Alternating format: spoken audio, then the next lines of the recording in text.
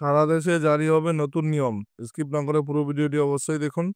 চ্যানেলে নতুন হলে অবশ্যই চ্যানেলটিকে সাবস্ক্রাইব করে পাশে থাকা বেল আইকনের নোটিফিকেশনটি অন করে দিবেন এই ধরনের ভিডিও নোটিফিকেশন সবার আগে পাওয়ার জন্য।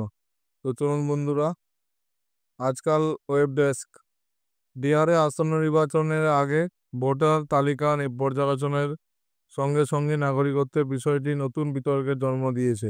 ভারতীয় নাগরিকত্ব প্রমাণের জন্য বৈধ নথি নিয়ে বিভ্রান্তি বেড়েছে, কারণ অনেকেই ধরে নিয়েছেন যে আধার, ভোটার আইডি অথবা পাসপোর্টই যথেষ্ট, যদিও বাস্তবতা আরও জটিল। ভারতে এমন কোনো একক নথি নেই যা স্পষ্টভাবে নাগরিকত্ব প্রমাণ করে, তবে নির্দিষ্ট কিছু নথি নির্দিষ্ট পরিস্থিতিতে গ্রহণ করা যেতে পারে। 1 নম্বর, ভারতীয় পাসপোর্ট। বিদেশ মন্ত্রক কর্তৃক একচেটিয়াভাবে ভারতীয় নাগরিকদের জন্য জারি করা পাসপোর্টে নাগরিকত্বের উল্লেখ থাকে এবং এর আন্তর্জাতিক স্বীকৃতি রয়েছে। এটি বিভিন্ন সরকারি প্রক্রিয়ায় ব্যাপকভাবে গৃহীত হয়, নাগরিকত্বের প্রমাণ হিসেবে কাজ করে। 2 নম্বর, এই শংসাপত্রটি বিশেষ ক্ষেত্রে জেলা কর্মকর্তা বা রাজ্য সরকার দ্বারা জারি করা হয়। স্পষ্টভাবে বলা হয় যে ব্যক্তি একজন ভারতীয় নাগরিক। এটি আদালত বা জেলা ম্যাজিস্ট্রেট দ্বারা জারি করা হতে পারে, এমন কখনো কখনো স্বরাষ্ট্র মন্ত্রক দ্বারা জারি করা হতে পারে। ভারতের জাতীয়তা সনদপত্র কেবলমাত্র সীমিত এবং নির্দিষ্ট ক্ষেত্রে জারি করা হয়। এগুলি এতই কম দেওয়া হয় যে এর ইস্যু সম্পর্কে কোনো সরকারি তথ্য নেই। যখন কোনো ব্যক্তিকে সরকারি চাকরিতে, বিশেষ কোটার অধীনে কোনো শিক্ষা প্রতিষ্ঠানে ভর্তির জন্য অথবা কোনো আইনি প্রক্রিয়া চলাকালীন নাগরিকত্ব প্রমাণের প্রয়োজন হয় এবং পাসপোর্ট বা নাগরিকত্ব সনদের মতো অন্যান্য বৈধ প্রমাণের অভাব থাকে, তখন জাতীয়তা সনদের প্রয়োজন হতে পারে। বিদেশি পিতামাতার ঘরে ভারতের জন্মগ্রহণকারী ব্যক্তিদের নাগরিকত্বের প্রতিষ্ঠার জন্য এটি প্রয়োজন। আবেদনের সঙ্গে প্রয়োজনীয় নথিগুলির মধ্যে রয়েছে জন্ম সনদ, পিতামাতার নাগরিকত্বের প্রমাণ, স্কুল সার্টিফিকেট, আবাসিক প্রমাণ। 3 নম্বর, 1955 সালের নাগরিকত্ব আইনের 5 এবং 6 ধারার অধীনে ভারতীয় নাগরিকত্ব অর্জনকারী বিদেশি নাগরিকদের স্বরাষ্ট্র মন্ত্রক কর্তৃক প্রদত্ত 4 নম্বর জন্ম সার্টিফিকেট। যদিও এই নথিতে জন্ম তারিখ এবং স্থান উল্লেখ করা হয়েছে, তাই কেবল আংশিকভাবে নাগরিকত্ব প্রমাণ করে। যদি পিতামাতা ভারতীয় নাগরিক হন এবং নাগরিকত্ব আইনের শর্ত পূরণ করেন, তবে নাগরিকত্ব নিশ্চিত করা হয়। আধার কার্ড, এটি কেবল পরিচয় এবং বাসস্থানের প্রমাণ হিসেবে কাজ করে।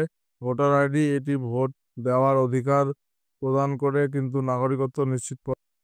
ড্রাইভিং লাইসেন্স, এটি কেবল গাড়ি চালানোর অধিকারকে প্রমাণ করে। ভারতীয় নাগরিক 1955 সালের ভারতীয় নাগরিকত্ব আইন এবং এর সংশোধনী দ্বারা নির্ধারিত হয়, যা জন্ম উত্তরাধিকার নিবন্ধন, স্বরাষ্ট্র মন্ত্রক কর্তৃক নাগরিকত্ব এবং আঞ্চলিক অন্তর্ভুক্তির উপর ভিত্তি করে তৈরি।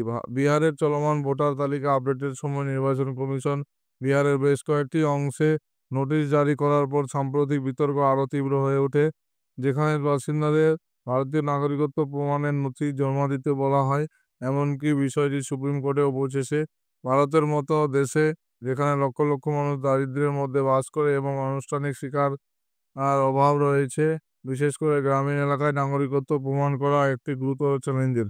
অনেক লোকের, বিশেষ করে যারা 1970 এবং 80-এর দশকে জন্মগ্রহণ করেছেন, তাদের জন্ম শংসাপত্র বা পাসপোর্ট নেই, যা সরকারের নেতৃত্বে পরিচালিত যে কোনো নাগরিকত্ব যাচাই অভিযানকে ঘিরে আশঙ্কা তৈরি করে।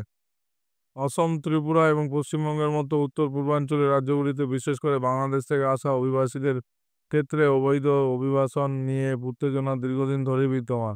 জনসংখ্যার ভারসাম্য এবং স্থানীয় অধিকার নিয়ে এই উদ্বেগগুলি কয়েক দশক ধরে বিরোধকে আরও তীব্র করে তুলেছে। এনআরসি বাস্তবায়ন এবং সিএএ প্রবর্তনের ফলে বিভাজন আরও গভীর হয়েছে। 1955 সালে নাগরিকত্ব আইনের পর থেকে ভারতে 1986, 2003, 2005, 2015 এবং 2019 সালে বেশ কয়েকটি সংশোধনী দেখা দিয়েছে, যার প্রতিটিতে নাগরিকত্ব সম্পর্কিত কিছু নির্দিষ্ট শব্দ এবং সংজ্ঞা পরিবর্তন করা হয়েছে। 1987 সাল পর্যন্ত ভারতে জন্ম নেওয়া প্রতিটি শিশু স্বাভাবিকভাবে একজন ভারতীয় নাগরিক হিসাবে বিবেচিত হয়। 1987 সালের পর নবজাতকের পিতা-মাতার মধ্যে অন্তত একজন ভারতীয় নাগরিক হওয়া বাধ্যতামূলক হয়ে উঠবে। 2004 সালের সংশোধনীর পর নবজাতকের পিতামাতা উভয়কেই হয় ভারতীয় নাগরিক হতে হবে অথবা বৈধ অভিবাসী হতে হবে। এই পরিবর্তনগুলি পুরানা এবং নতুন উভয় নাগরিকের মর্যাদা নিয়ে বিভ্রান্তির সৃষ্টি করেছে। অসমের এনআরসি মামলা আসলে কি? 2015 থেকে 2019 সাল পর্যন্ত অসমে পরিচালিত এনআরসি প্রক্রিয়ায় 19 লক্ষেরও বেশি লোকের নাম নাগরিকত্ব তালিকা থেকে বাদ পড়েছিল। এর ফলে দেশব্যাপী উদ্বেগ তৈরি হয়েছিল যে এনআরসি অন্যান্য রাজ্যেও কার্যকর হতে পারে। নথিপত্র হারিয়ে যাওয়া বা পুরনো রেকর্ডে ত্রুটি থাকার কারণে অনেক পরিবার উদ্বিগ্ন হয়ে পড়েছিল। সিএ আফগানিস্তান, পাকিস্তান এবং বাংলাদেশ থেকে আসা হিন্দু, শিখ, বৌদ্ধ, জৈন, পার্সি এবং খ্রিস্টান শরণার্থীদের ভারতীয় নাগরিকত্ব দিয়েছে, বাদ দেওয়া হয়েছে মুসলমানদের। এই বাদ পড়ার ফলে বিদেশ জুড়ে ব্যাপক বিক্ষোভ, অস্থিরতা এবং নিরাপত্তাহীনতার সৃষ্টি হয়েছে। কমেন্ট বক্সে কমেন্ট করে জানাবেন কোনো অসুবিধা থাকলে। আর পুরো ভিডিওটি দেখার জন্য ধন্যবাদ বন্ধুরা।